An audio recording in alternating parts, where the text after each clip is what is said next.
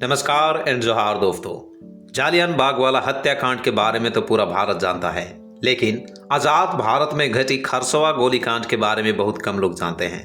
भारत के आज़ादी के करीब 5 महीने बाद जब 1 जनवरी 1948 को देश आज़ादी के साथ साथ नए एक साल का जश्न मना रहा था, उस समय एक घटना हुई थी।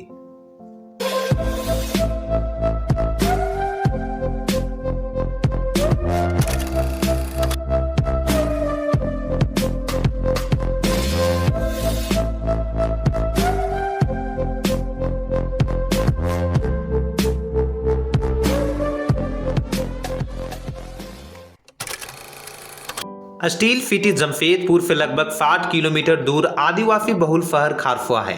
उस दिन साप्ताहिक हाट का दिन था। ओडिशा सरकार ने पूरे इलाके को पुलिस छावनी में तब्दील कर दिया था। ओडिशा सरकार सरायकेला और खारसा को ओडिशा राज्य में मिलाना चाहती थी, क्योंकि इन शहरों में उड़िया भाषी के लोगों की जनसंख्या अधिक थी और यहाँ के राजा भी इसके लिए सहमत थे। लेकिन इस क्षेत्र के आदिवासी ना तो ओडिशा में मिलना चाहते थे और ना ही बिहार में। उनकी मांग आदिवासियों के लिए एक अलग राज्य की थी, जो आज का झारखंड राज्य है।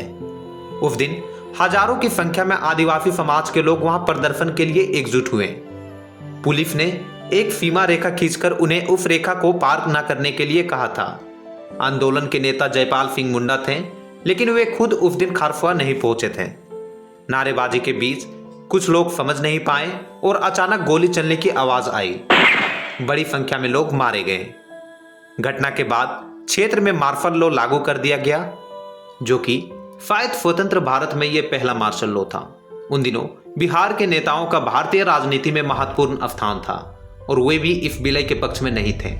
ऐसे में इस घटना का असर यह हुआ कि इस क्षेत्र का ओडिशा में विलय रुक गया। घटना के बाद यह स्थान खारसुआ शहीद स्थल के नाम से जाना जाने लगा। 1 जनवरी को आदिवासी लोग यहाँ आते हैं, पूजा करते हैं और शहीदों को श्रद्धांजलि देते हैं। खारसुआ का जनरल डायर कौन थे? खारसुआ गोलीकांड की तुलना जालियन बाग वाला हत्याकांड से की जाती है। आज तक इस बात का कोई पुख्ता जानकारी नहीं है कि इस गोलीकांड में कितने लोग मारे गए। कई जांच समितियां भी गठित की गई, लेकिन इस घटना पर कोई रिपोर्ट पब्लिश और अनाउंस नहीं किया गया। खारसुआ गोलीकांड का जनरल डायर कौन है? इतने सालों बाद भी इसका खुलासा क्यों नहीं किया जा रहा है?